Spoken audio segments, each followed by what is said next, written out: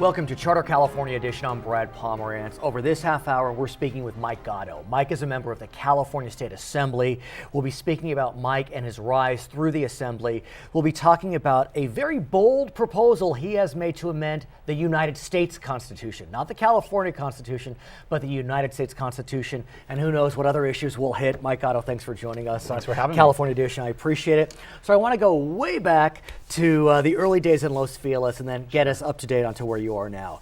Tell us about your upbringing, where were you born, your family? Sure. So I was born in a part of Los Angeles that's now called the Franklin Hills. When I was growing up, it was just called Los Angeles. Right. There weren't these little signs denoting every neighborhood. That's like me. I grew up in Calabasas. When I was growing up, it didn't exist. Calabasas right. High School was in Woodland Hills, so I feel your pain. That's right.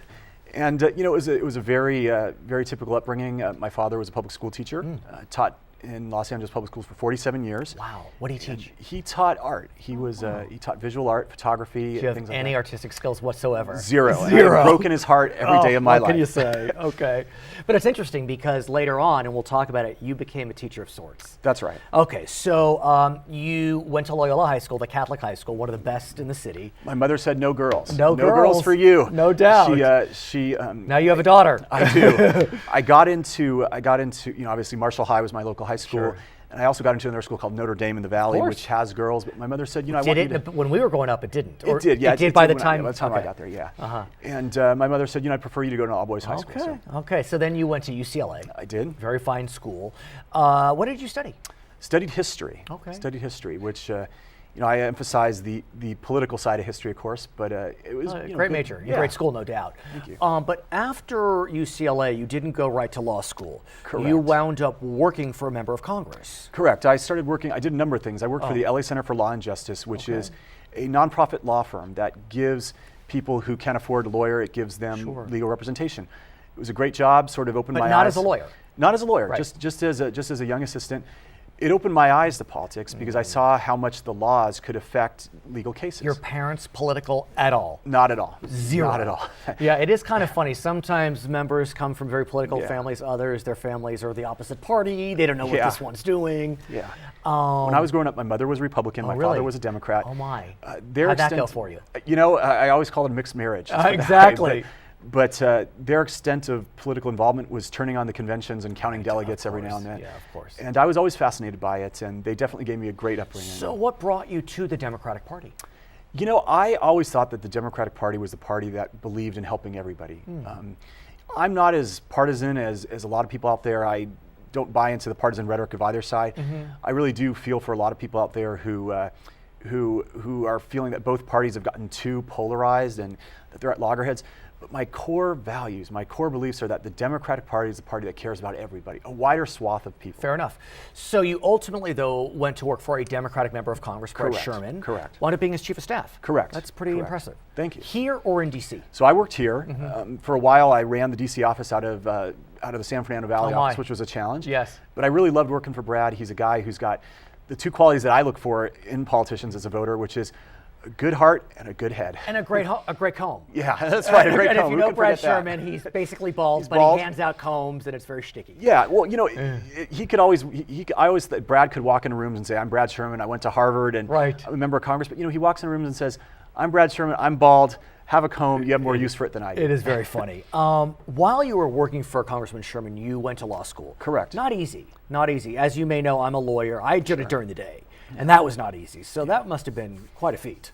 Well, thank you, but night law school, it fit better in my schedule, and I probably wouldn't wish it on my worst enemy. But suffice to say, you must have done well because you wound up going to one of the finest law firms in the city, if not the country, O'Melveny & Myers. Thank you. I was at the competitor, big law firm, Gibson, Dunn & Crutcher. And they're both thanking us for the plug exactly, right now. and we're both gone, and they're pleased because we weren't very good lawyers, I'm sure. That's right. Right, and but it was interesting. While you were a lawyer, you wound up moving to another fine firm, Mayer Brown & Platt. That's right. But you were working hard, yet you wanted to follow in your father's footsteps. Yes. So when I was practicing law, there's sort of a piece of me that felt like a little piece was missing. I wanted to round things out. I started applying to a variety of different colleges and places to teach. I wanted to try my hand at it. I also figured I should teach night school because that's what I had taken. For sure. So So I got hired at a place called Huntington College. It's a school that serves mostly an immigrant population in the Koreatown area of Los Angeles, but it has immigrants from all over the world. I mean, we literally have students from Brazil, from Mexico, from Iran, from Korea, from Japan. And I taught English, and it was a very, very, very rewarding experience. I can imagine. And then in 2000, was it 9 or 10? 2010. 2010, something went wrong in your brain. With a pregnant wife at home, there was a special election. Mr. Paul Krikorian was in the Assembly. Correct. He got elected to the LA City Council, and you decided to run for the California State Assembly. Correct. And I should tell you, I did ask permission from my wife. You did. I'm not stupid. Fair enough. Now, I think it's also fair to say, sir, that you were not the favorite in that election. Correct. Mr. Krikorian had endorsed a sitting member of the Glendale School Board. Correct. Naharia Narabidian, did I say that correctly? Probably as good as I could, yeah. But in a pretty big upset, you pulled it out in the special.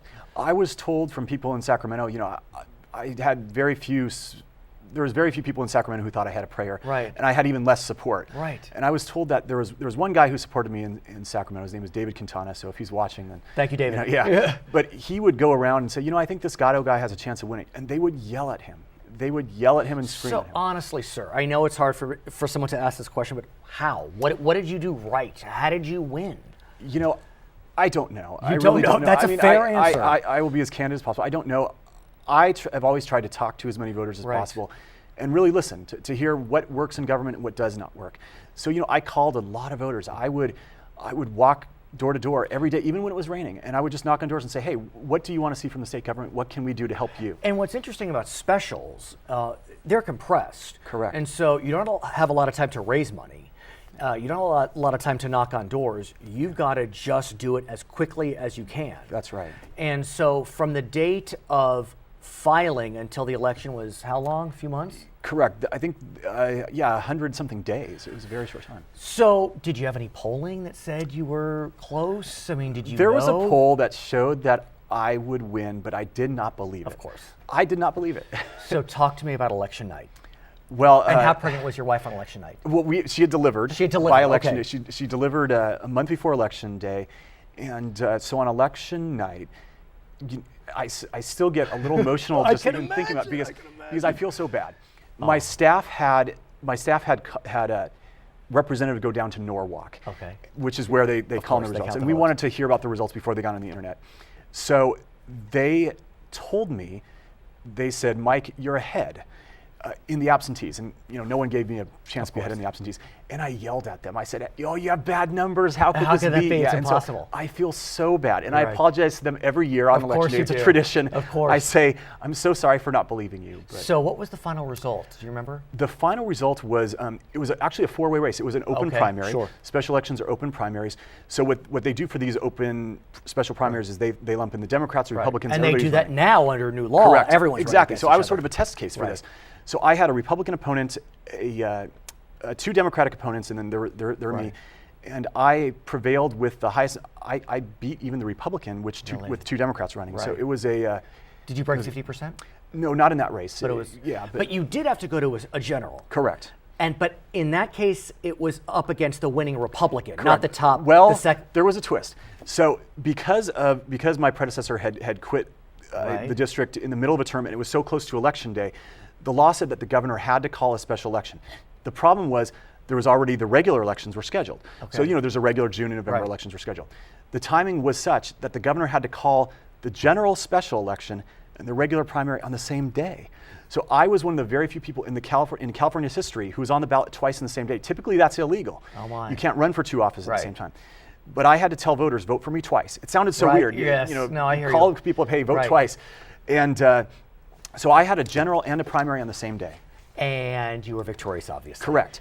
Oh, and here's a twist I mentioned is the timing was such that nobody knew the results of the first election before you had to file for the second election. So I had to beat the same field again because we all had to file for it because no one knew who'd won. What a mess. I Okay, know. but you're in the Assembly right now. Yes. And when we come back, we're going to talk about how you in the California State Assembly want to amend the United States Constitution. His name is Mike Gatto. I'm Brad Pomerance. We'll be right back on Charter California Edition. How many Italian Americans have served in the California legislature? 31, 41, 51, or 61? 51.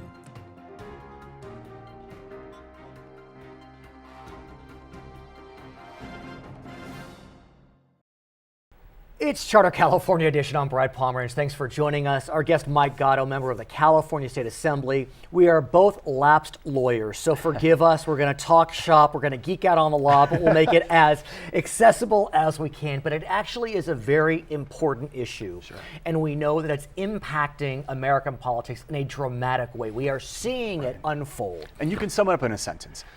Everybody knows that corporations are not people. Well, Governor Mitt Romney has said, and he was lambasted for it and loved for it, that corporations are people. And it's such a weird thing because, you know, the old joke was, well, I'll believe that corporations are people when Texas will execute one. Okay. And, okay. But you know, it goes farther than that. I mean, you know, if I break the law, of course, I can go to jail and I lose my freedom. But if a corporation breaks the law, you can't put a corporation in jail. Well, let's back up a bit just so we can explain it to our viewers. And that is, in 2010, there was a Supreme Court decision. It's known as the Citizens United decision. And you want to say what happened, or should I? Go for it. I mean, as I understand it, what the Supreme Court said on a 5-4 vote is that the First Amendment prohibits restricting political spending by corporations and unions. Correct. And so what have we seen as a result? Well, maybe it's worth backing up a little bit too. So, you know, most viewers remember Watergate, and they know that it really changed America's outlook towards, you know, campaigns and campaign finance laws. So after Watergate, there was a series of laws passed, and these were laws that restricted the amount of money that could be spent in races, and they actually banned corporate giving in federal elections, period. And many people viewed these to be very important laws. They returned the voice, if you will, to the citizens. You know, people could write small checks and they would give them to their member of Congress and to support the campaign. And this was how regular citizens would have a voice in politics. These laws were upheld by previous Supreme Courts. You probably know some of the cases. Sure. And then Citizens United, it all got turned around by a 5-4 vote.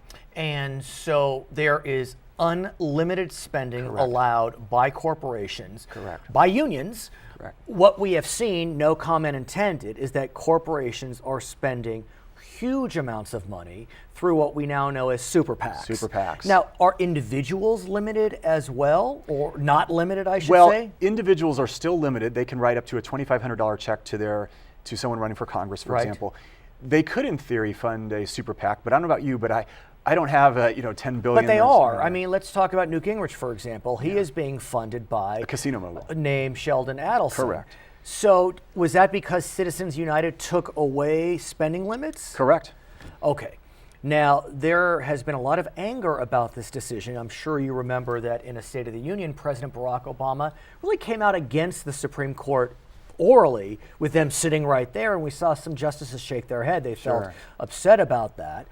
But explain, if someone wanted to, quote, reverse or overturn Citizens United, how would they have to do that? And you hit the nail on the head, because there's a tremendous amount of anger out there. I think people justifiably realize that it's very hard for a regular person to compete with an individual who has unlimited funds. And essentially what this decision said is that there are additional free speech rights if you have a lot of money sitting around. And I disagree with that. I think everybody has free speech rights. That's my take on the Constitution. But couldn't one say that, look, the way I exert my right to free speech is through my dollars, and I don't want someone to tell me how I spend my money? Well, you know, I think if you look back at the history of our country, when the First Amendment became the law of the land and enshrined in our Constitution, speech meant going on a street corner and talking. There was no television. There was no mass media as we now know it. And I think it's very hard to say that money should be equated to speech, because the reality is everyone has a voice, but not everybody has millions or billions of dollars. So what we know is that it's a Supreme Court decision, and the only way to reverse that Supreme Court decision is by constitutional amendment. And that's a very important distinction. Once the Supreme Court, by their 5-4 decision, enshrined this in the Constitution, it's impossible. Congress can't overturn it. President Obama, like you said, he mentioned it in the State of the Union speech, but he's powerless to do anything. We have a division of powers. That's right. We know that, checks and balances. Now, there have been 27 amendments to the Constitution. There were the first 10 in 1791. We had a few trios around the Civil War, around the 1960s. But the Constitution has not been amended many times. Correct. But you're really looking at this in a very unique way. What are you trying to do? Well, so the genesis of what we're doing started with a resolution being put across the desk in the state legislature saying that we disapprove the Citizens United decision, that we don't think corporations are people. And I read the resolution and I thought, I wonder if there's anything we could do that would have more teeth to it. It's nice to condemn something if you believe in what you're condemning, or you believe against what you're condemning, but it's powerless. It really has no effect. So me and a couple of my colleagues, we the lawyers in the legislature? The lawyers in the legislature, there's very few of us left.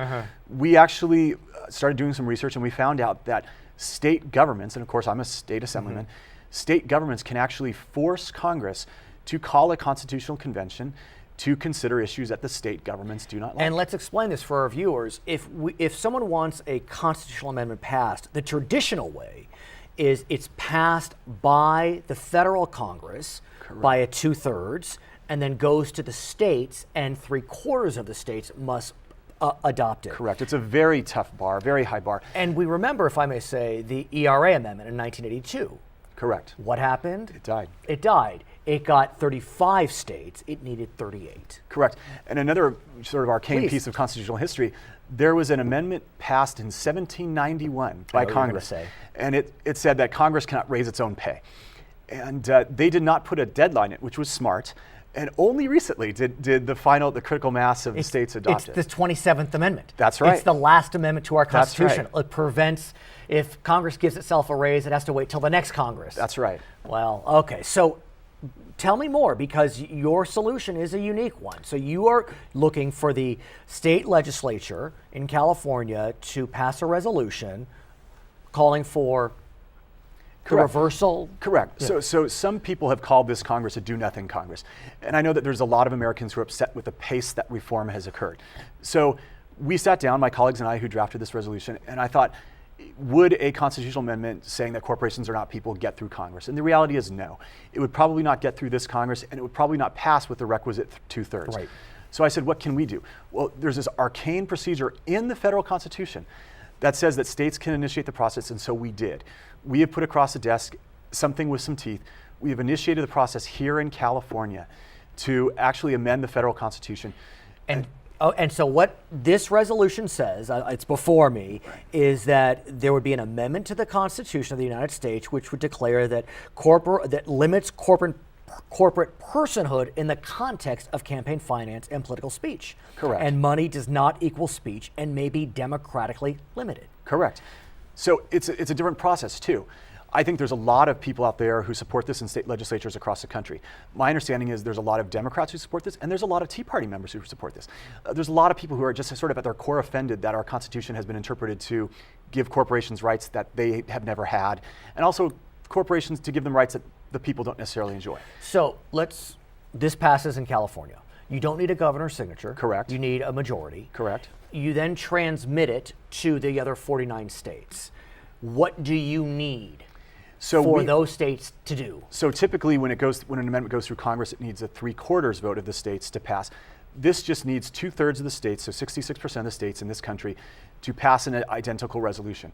So we've worded it very simply, we've worded it very basically, and I think that this could actually become a national movement where states from around the country, Republican states, Democratic states, blue states, red states, and everything in between, would say, this is something worthwhile. We want Congress to call a constitutional convention. We want to send representatives, and we want to deal with this issue. Okay, when we come back, Assemblyman, I want to talk to you about that procedure. Some people hear the words call a constitutional convention, they get nervous, because the presumption is if you call a constitutional convention, that it opens up the entire Constitution. We'll tell our viewers whether that's true or not in this instance. And we'll talk more about this reform. It's fascinating to me. I hope it's fascinating to you. We're speaking with Mike Gatto. He's a member of the California State Assembly. My name is Brad Pomerance. We'll be right back on Charter California Edition. How many amendments have been passed by the U.S. Congress but failed to obtain support by 3/4 of the states? 2, 6, 10, or 12? 6.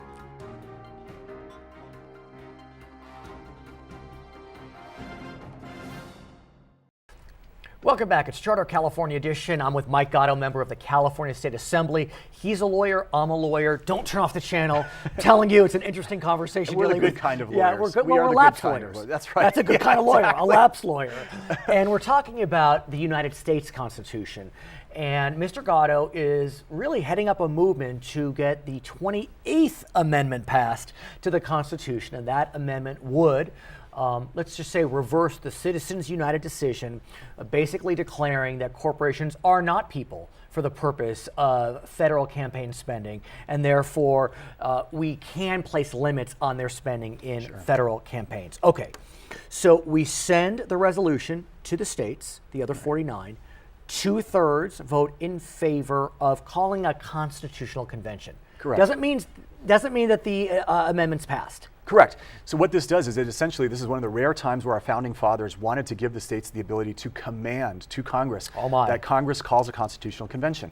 And I think this issue is important. You know, most people out there get that this unlimited amount of money in politics is a corrupting influence and something has to be done about it. So, when I hear that, I hearken back to my constitutional law days, and I even hearken back to what I hear generally amongst commentators, that if you call a constitutional convention, the entire Constitution opens up. And I can imagine that folks on the left and the right would use that to look at Roe versus Wade, which is the abortion rights decision. I mean, a lot of different issues can be brought up in this constitutional convention, but as I understand it, maybe not. Correct. So thank heavens this is way more limited than that. Okay. Keeping in mind those same pitfalls and those same concerns, we have made this scalpel precise.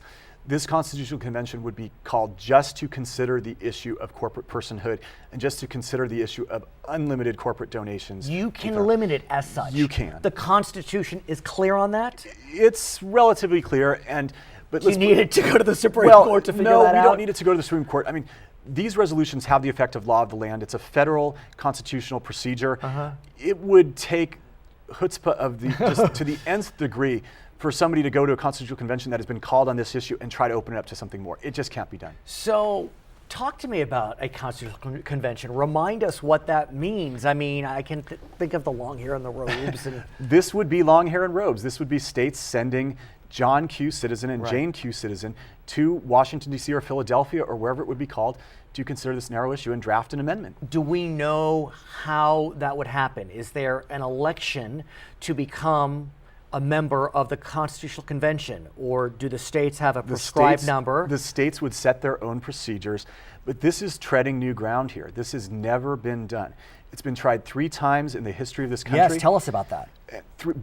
All 3 times failed. I think the last time this was tried in California was the 1930s. I don't even remember the issue it was tried for. It could have been prohibition back then, something like that. Well, direct election of senators. Oh, there you go. Federal power over income tax, and Supreme Court legislative appointment power. There you go. Didn't happen. Well, there you go. There you have it. Didn't happen. But you know, it is a very unique procedure, but it is in the federal Constitution, and you can never say never. People said we would never see a constitutional amendment in California to take the power of drawing legislative districts away from the legislators. Oh, it happened. It happened. It happened. They had tried that for 2 generations. They had tried that. And finally it passed, and we have... let's talk about, though, the realities of this. Sure. 2/3 is a big number. We're lawyers, not MBAs, so 2/3 of 50 is what? 34. Okay, something like that. And when I think about this nation right now, it's pretty darn divided between the reds and the blues, and every issue becomes politicized. You did say there seems to be some bipartisan support on this issue, but how do you really get this moving through 49 other state capitals? Well, so after we transmit this resolution, the other legislatures are free to vote on it. That's a technical thing. But I actually do think there's a lot of support out there. First of all, when I practiced at Mayor Brown, I practiced constitutional law. That was my specialty. I've surprised a lot of my colleagues on how much I know about certain things like the Second Amendment, and I've taken a lot deals with gun rights. Correct. And you know, the one thing I think that runs through Democrats and runs through Republicans is a respect for the Constitution, a tremendous respect for the Constitution of the United States of America. And I've talked with a lot of people who are members of the Tea Party who say, you know, I'm a guy who believes in grassroots politics and the people having a say in this country, and I write small checks to my Tea Party legislators, and I'm offended by the notion that somebody can walk in and write a check for $10 million that drowns out my speech. So I think this is an issue that really is appealing to both the right and the left. So let's say, for argument's sake, this does go somewhere. Are you concerned that people catch on to this and we start having several constitutional conventions on a variety of issues. I'm not too concerned about that because the threshold is high. You know, I am hopeful, but I'm not delusional. I think that this does have a chance because it's a very emotional issue right now. Have you spoken with members of legislatures in other states I yet? have. I've spoken to a member of the Rhode Island legislature and a member of the Arizona legislature. And Arizona is not a blue state by any stretch. Right. And they're excited about it. They're excited to get it. Because, I mean, if you think about it, who wants their Congress corrupted, right? Even state legislators are at their core. We're still federal taxpayers. We're still people who don't want to see somebody owing their entire election to, you know, XYZ corporations. So let's talk about California. Sure. As you may know, California has the third longest constitution in the world. yes, Part of the reason we have such a long constitution is we have a fairly permissive initiative process, referendum process. The former Chief Justice Ron George of the California Supreme Court has said that the initiative process is overused, funded by special interests. funded by special interests. There have been discussions about a California constitutional convention. Counselor, I support it 100%. As a matter of fact, I think there might be another resolution going through the legislature to try to call for a California Constitutional Convention. These have never, unfortunately, because of the intransigence of a lot of my colleagues, these resolutions have never gone anywhere. But I think it's really important. I mean, you know, the California Constitution, you mentioned there's 28 amendments to the federal Constitution. And 27, I'm sorry. Yours will be the 28. Yeah, I'm thinking ahead. Exactly. But 27 amendments in 230 years.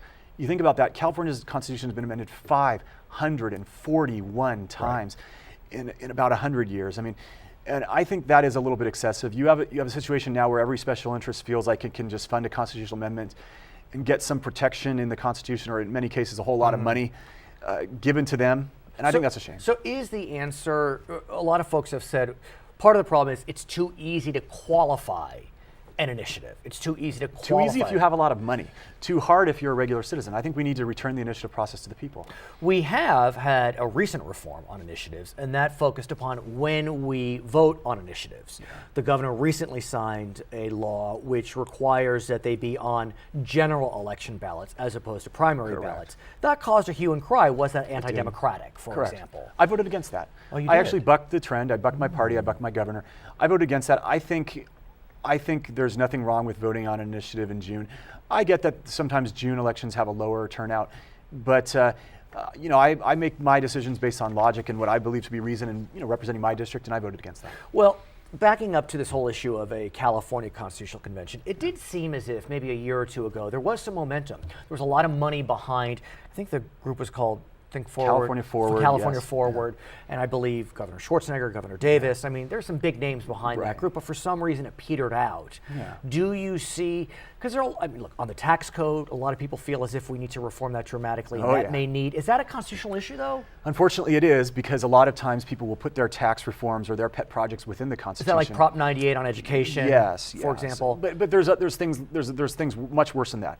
I mean, people don't realize how much the initiative process has been abused. I mean, most people out there have seen the commercials of the person smoking through the hole in their throat. What people forget is that because initiatives tie the hands of the legislature. So even during times of great suffering, we don't have authority over certain pools of money. So for that ad, for example, that ad is paid for. Those ads, tobacco education ads, are paid for in the state of California by your taxpayer dollars, my taxpayer dollars, and everybody's watching's taxpayer dollars. So just pursuant to an initiative that correct. passed. And just to put it in the simplest way possible, the legislature is forced to cut higher education, but we don't have a choice to pay for tobacco education. Now, I want to argue that tobacco education, it's a noble cause, but you know, California has the lowest smoking rates in the entire United States. And yeah, maybe one would argue when our roads are crumbling and when our schools are being shut down and when we can't pay teachers, should we have the flexibility? The key word is flexibility. Yeah. His name is Mike Gatto. He is a member of the California State Assembly. He's a drafter of U.S. constitutional amendments. My name is Brad Pomerance. I thank you for joining us on Charter California Edition.